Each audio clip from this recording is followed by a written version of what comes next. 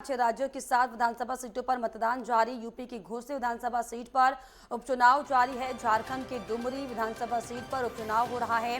त्रिपुरा की 2 विधानसभा सीटों पर उपचुनाव आज है। इसके अलावा त्रिपुरा की धनपुर और बक्सर नगर सीट पर मतदान सुबह से शुरू हो चुका है। उत्तराखंड की बागेश्वर विधानसभा सीट पर भी मतदान जारी है।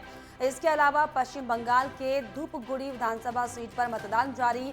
केरल की पुत्तुपल्ली विधानसभा सीट पर भी मतदान जारी है। तो ये बड़ी और अहम जानकारी आपको बता रहे हैं, जिसमें अलग अलग राज्यों की कई विधानसभा सीटों पर उपचुनाव हो रहा है। 6 राज्यों की 7 विधानसभा सीटों पर मतदान जारी है। यूपी की घोसी विधानसभा सीट पर उपचुनाव हो रहा है। झारखंड की डुमरी विधानसभा सीट पर उपचुनाव जो है वो शुरू हो चुका है। त्रिपुरा की भी 2 विधानसभा सीटों पर आज जो है उपचुनाव हो रहा है, जिसमें त्रिपुरा की धनपुर और बक्सर नगर सीट पर जो है चुनाव हो रहा है। उत्तराखंड की बागेश्वर विधानसभा सीट पर उपचुनाव हो रहा है। तो इसके अलावा पश्चिम बंगाल की धूपगुड़ी सीट पर जो है उपचुनाव सुबह से मतदान किया जा रहा है और सभी जो मतदाता हैं वो अपने अपने मतों का इस्तेमाल कर रहे हैं।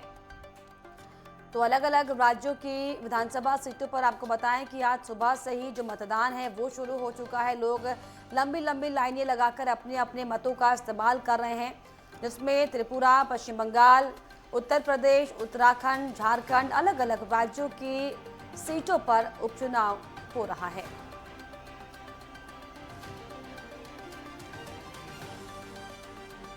तो 6 राज्यों की 7 विधानसभा सीटों पर मतदान जारी है। सुबह से ही यूपी की घोसी विधानसभा सीट पर उपचुनाव जारी है। झारखंड की डुमरी सीट पर चुनाव हो रहा है। इसके अलावा त्रिपुरा की भी 2 सीटें ऐसी हैं जहां पर उपचुनाव सुबह से हो रहा है, जिसमें धनपुर और बॉक्स नगर ये सीटें हैं। उत्तराखंड की बागेश्वर में विधानसभा सीट जो है वो खाली हुई थी, इसमें चुनाव हो रहा है। पश्चिम बंगाल की धूपगुड़ी में चुनाव हो रहा है। इसके अलावा केरल की पुत्तुपल्ली विधानसभा सीट पर मतदान सुबह से जारी है, यानी कि 6 राज्यों की 7 विधानसभा सीटों पर जो है उपचुनाव शुरू हो चुका है और चप्पे चप्पे पर सुरक्षा के लिहाज से भी पुलिस बल तैनात किया गया है। इसके अलावा प्रशासन के भी जो है पुख्ता इंतजाम किए गए हैं।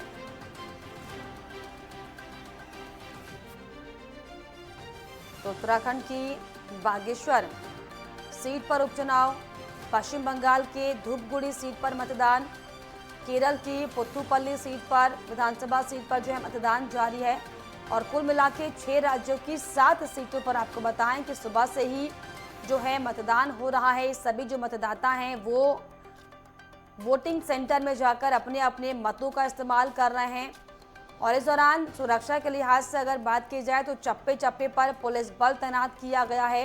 इसके अलावा प्रशासन के भी चाक चौबंद इंतजाम दिखाई पड़ रहे हैं। तो ये अलग अलग जगह की तस्वीरें आपको दिखा रहे हैं, जहां पर मतदान की तस्वीरें, लोग लंबी लंबी लाइनें लगाकर अपने अपने मतों का इस्तेमाल कर रहे हैं। और 2 तस्वीरें देखिए, घोसी में उपचुनाव जारी है, उसकी तस्वीरें आपको दिखा रहे हैं किस तरीके से जो पुलिस बल है वो तैनात किया गया है। इसके अलावा बागेश्वर में उपचुनाव जारी है और सभी जो मतदाता हैं, पार्वती दास ने जो है अपने मत का इस्तेमाल किया, ये बसंत कुमार, साथ में उनकी धर्मपत्नी, तो बसंत कुमार ने भी अपना जो है मत का इस्तेमाल किया है और प्रशासन जो है वो दरअसल पुख्ता इंतजाम किए हुए है।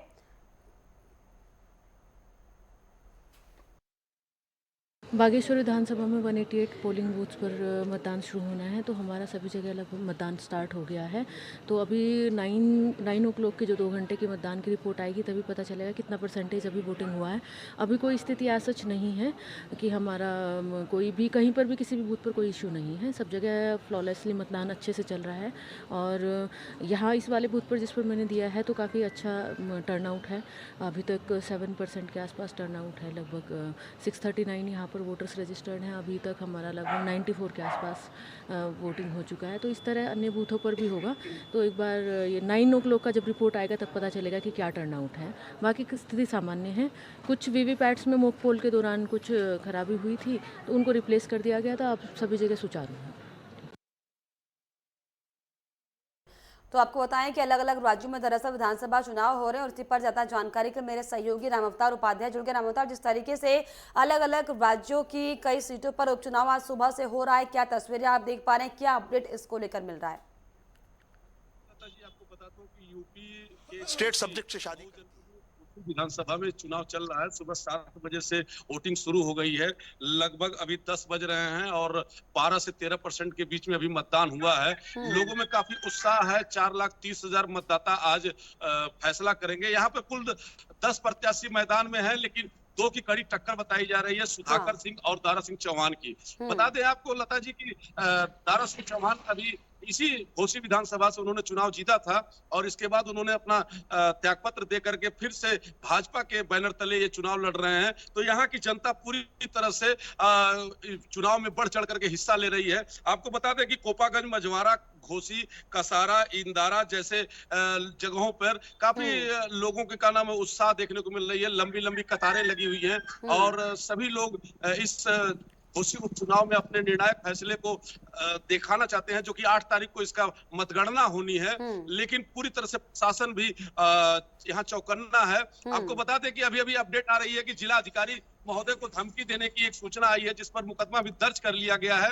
ये नेटवर्क 10 पहली सूचना दे रहा है अपने दर्शकों को। लेकिन यहाँ पे जो घोसी का मतदान है, निश्चित घोसी के घमासान को लेकर के सुधाकर सिंह जहाँ अपनी पूरी प्रतिष्ठा लगाए, वहीं समाजवादी पार्टी के शिवपाल यादव पूरी तरह से जब से ये चुनाव की घोषणा हुई थी तब से शिवपाल यादव डटे हुए थे। और समाजवादी पार्टी के लिए जितनी प्रतिष्ठा का ये प्रश्न है, बिल्कुल समाजवादी पार्टी के लिए प्रतिष्ठा का ये नाम है, क्योंकि जिस तरीके से दारा सिंह चौहान समाजवादी पार्टी में रह चुके हैं, दिग्गज नेता उनके थे, और ऐसे में अब बीजेपी की तरफ से उनको उतारा गया। साथ ही साथ बीजेपी ने भी साफ तौर पर दारा सिंह चौहान के सामने अपने दिग्गज को उतारा है। लेकिन ऐसे में साफ तौर पर ये सेमीफाइनल लोकसभा चुनाव का होगा, क्योंकि लोकसभा चुनाव नजदीक, और ऐसे में ये घोसी का जो उपचुनाव है बेहद ज्यादा उपयोगी, बहुत ज्यादा महत्वपूर्ण है।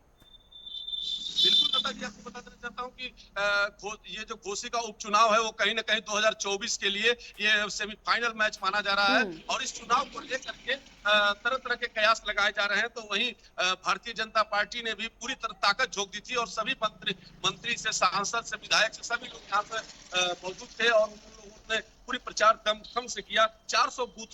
455 बूथों पर मतदान होना है, जो मतदान केंद्र है, और वहां पर पूरी तरह से आज जितने भी मतदाता हैं उत्साहित हैं। लेकिन अभी तक प्रतिशत जो है वो 12 से 13% का रहा है और चारों तरफ प्रशासन की पूरी व्यवस्थाएं जो है चाक चौबंद है और किसी भी प्रकार की कोई भी लापरवाही कहीं से न होने दी जाए, इसके लिए पूरी प्रशासन और चुनाव आयोग भी पूरी तरह से मुस्तैद है।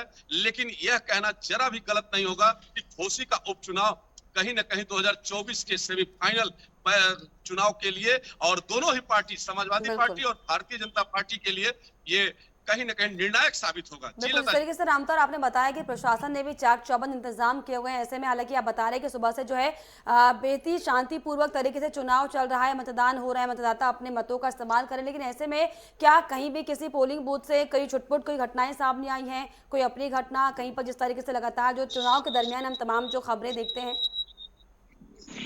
लता जी, पहले मैं आपको यहाँ की जानकारी दे दूं कि प्रशासन ने इसे 2 जोन में बांटा है। 27 सेक्टर है, 239 कुल मतदान केंद्र है, 455 बूथ बनाए गए हैं, जिसमें सरकार पूरी प्रशासन व्यवस्था जो है यहाँ चुस्त दुरुस्त है। और 2 जोन में 27 सेक्टर में मजिस्ट्रेट तैनात किए गए हैं। इस निर्वाचन को संपन्न कराने के लिए कुल 591 कंट्रोल यूनिट और 500 बैलेट यूनिट तथा और 630 पैट। जी लता जी, आवाज आ रही है? बिल्कुल बिल्कुल, आपकी आवाज मिल रही है।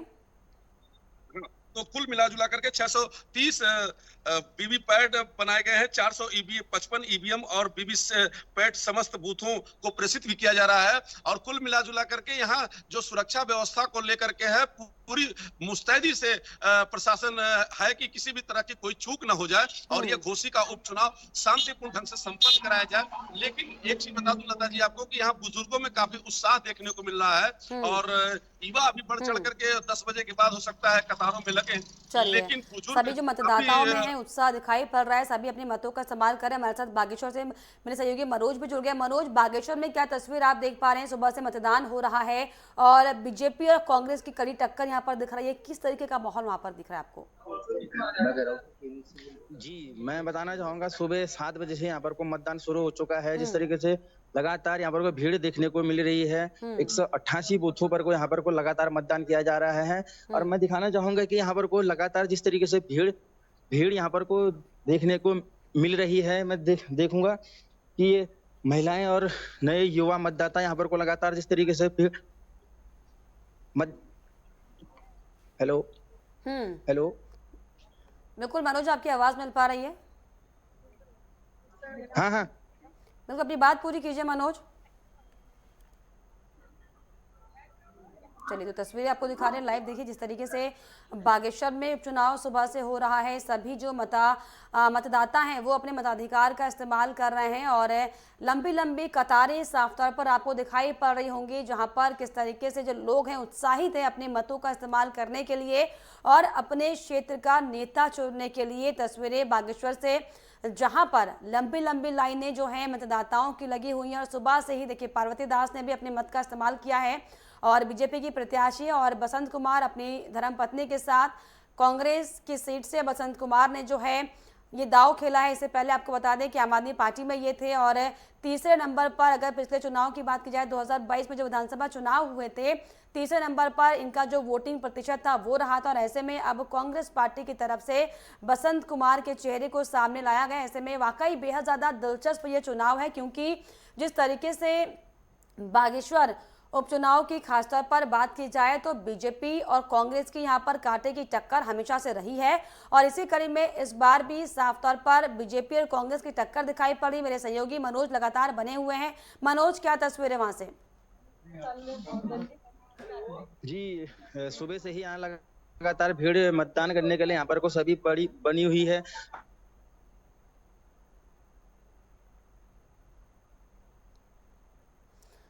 तो 6 राज्यों की 7 विधानसभा सीटों पर जो है उपचुनाव सुबह से हो रहा है और जगह जगह पर जो है चाक चौबंद इंतजाम प्रशासन की तरफ से किए गए। बहुत शुक्रिया आप दोनों का तमाम जानकारियों के लिए। रामतार, आपका भी बहुत शुक्रिया और मनोज, आपका भी बहुत शुक्रिया।